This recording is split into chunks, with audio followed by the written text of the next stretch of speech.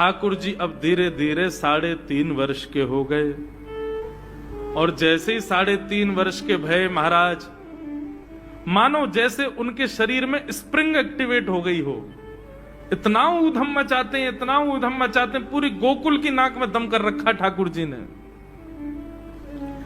यशोदा मैया ने लाल जी को नूपुर पहना रखे। सवेरे जैसे ही ठाकुर जी उठते हैं, नूपुरों की आवाज आती है तो यशोदा मैया तुरंत रसोई घर से दौड़ के जाती है लाला के पास।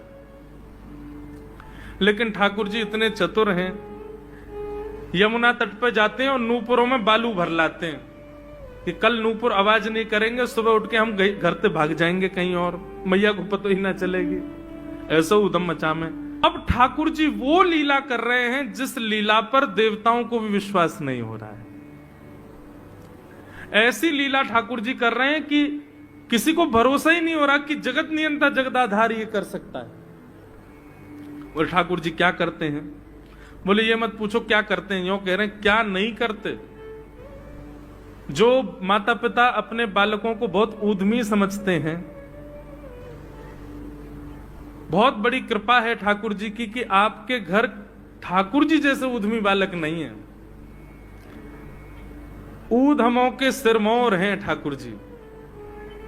कैसा ऊधम मचाते हैं? नहा धो करके ठाकुर जी सवेरे तैयार होते हैं, सबसे पहले गैयाओं के पास जाते हैं। मैया कहवे लाला नहा धो के सबसे पहले गैयान को प्रणाम करवे जा, गैयान को स्पर्श कर फिर कछु करियो। ठाकुर जी गैयाओं को प्रणाम करने जाते हैं। जैसे ही देखते हैं कि कोई गैया बैठी है, सो ठाकुर जी कहें अरे अरे मैया या गैया को आलस आ गयो, या को आलस दूर कर दूं। सो बैठी हुई गैया के ठाकुर जी सींग पकड़ लेते हैं और सींग पकड़ करके अपनी ओर खींचते हैं। दूसरी तरफ से सींग बलराम जी पकड़ लेते हैं। अब ऐसे सींग पकड़ करके ऐसे ऐसे गैया के सींग हिलाते हैं। अब बैठी रहती गैया थोड़ी देर तो कोई बात नहीं, जैसे जोर जोर से हिलाना प्रारंभ करते हैं सोई गैया खड़ी हो जाती है। और जैसे गैया खड़ी होती ठाकुर जी लटक जाते हैं सींगों से। अब ठाकुर जी को तो बढ़िया झूला बन गया, गैया की सींगन पे झूल रहे। थोड़ी देर तो गैया इधर से उधर ठाकुर जी को झुलाती रहती है, लेकिन थोड़ी देर बाद जैसे ही ठाकुर जी की पकड़ कमजोर होती है, गैया को पता चल जाए कि अब लाला गिरवे वारो है, तो गैया भी इतनी चतुर कि वो गोबर में ही जाके खड़ी हो गए। ठाकुर जी के इन्हें आगे को चल, मैं गोबर में है जाऊंगो। गैया के ना अब तो मैं यही खड़ी रहूंगी, तुम गोबर में ही गिरो। और सोई ठाकुर जी को हाथ छूट जा, मैया मैया बचाइयो, देख जे गैया मुंह को गोबर में फेंक रही है। अब मैया जब तक बचावे आवे तब तक तो लाल जी के हाथ छूट जाएं और ठाकुर जी गले गले तक गोबर के ढेर में जाके गिर जाएं। पर यशोदा मैया निकाले, कितनों सजाए लो, कितनों ए लाला तू वैसे ही कारो, ऊपर ते मैं तो को बढ़िया सुंदर बना के रखूं, लेकिन तू घूम फिर के गोबर में ही आके चौं खेले। मोकू तो लगे तू पूर्व जन्म को सूकर दिखे। ठाकुर जी मन मन मुस्कुरा रहे, हाँ मैया जे बरा भगवान को अवतार भयो ना, जाने पृथ्वी की रक्षा करी हिरण्याक्ष थे। भैया बोली हाँ वो मैं ही तो हतो, मैं जय जय हूं मैया, वो बरा भगवान ही जय जय, वही जय जय तेरे यहाँ लाला बन के आयो है। यशोदा मैया के बातन ने मत बनाए कर, नेक नेक बड़ो है क्यों बोलवो सीखो, ऐसी बात बनावे, जय जय बोले अपने आप पे, नावे धोवे है ना है, मोह पहुंचे ना है, मैं जय जय हूं। ऐसी मधुर लीला ठाकुर जी कर रहे हैं। आकाश में 33 कोटि देवता ये लीला देख करके अपने नेत्रों पर विश्वास नहीं कर रहे। ऐसे मधुर ठाकुर जी। एक दिन नंद भवन में गैया ब्याह गई। जैसे ही गैया ब्याई, ठाकुर जी जैसे ही गैया ब्याती है ठाकुर जी वहीं खड़े हो जाते हैं। और बंधुओं शास्त्रों में आज्ञा है कि गाय जब ब्याह रही हो, बछड़े को जन्म दे रही हो या बछिया को जन्म दे रही हो, उस समय गैया जो होती है वो दो मुखी हो जाती है। एक मुख तो सामने है और जब जन्म देती है तो बछड़ा या बछिया उसका मुख जब बाहर आता है तो दो मुखी हो जाती है। ऐसी दो मुखी गैया की जब आप परिक्रमा करते हो तो पूरे ब्रह्मांड की परिक्रमा का फल प्राप्त होता है। तो ठाकुर जी का नियम है, नंद बाबा की उंगली पकड़ के खड़े रहे, जैसे ही गैया ब्यावे वारी हो तो वाकू सहलाते रहे, जैसे ही गैया ब्यावे वारी हो, जैसे ही बछड़ा बाहर आवे सोई ठाकुर जी वाकी परिक्रमा कर ले, परिक्रमा करके दंडवत प्रणाम करें, वाकी चरण रज को माथे से लगा में, और बछड़ा जन्म ले सो वाकू नवा में दुआ में, वाकू अपने गरे से लगा में। एक दिन ठाकुर जी जोर जोर से रोने लगे।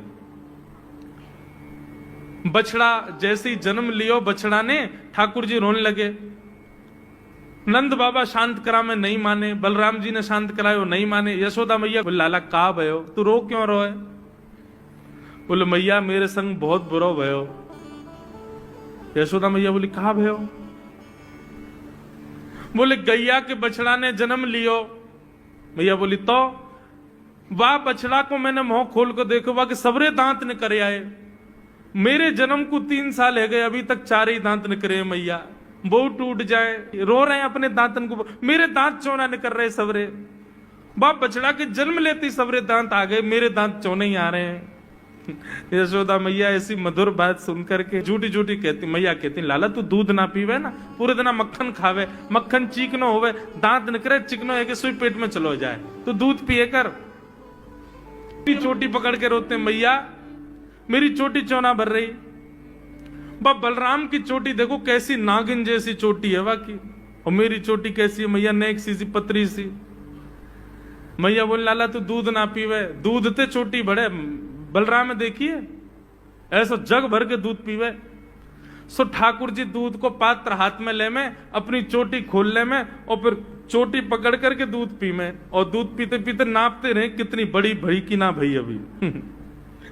ऐसी मधुर लीला ठाकुर जी करते हैं। ऐसी लीलाएं हैं ठाकुर जी की कि उन लीलाओं को सुनकर के जो ज्ञान के मार्ग को नहीं समझ पाते, जो वैराग्य के मार्ग को नहीं समझ पाते, जो ज्ञान और वैराग्य से ठाकुर जी को प्राप्त नहीं कर पाते, वो इन लीलाओं से ठाकुर जी के हो ही जाएंगे।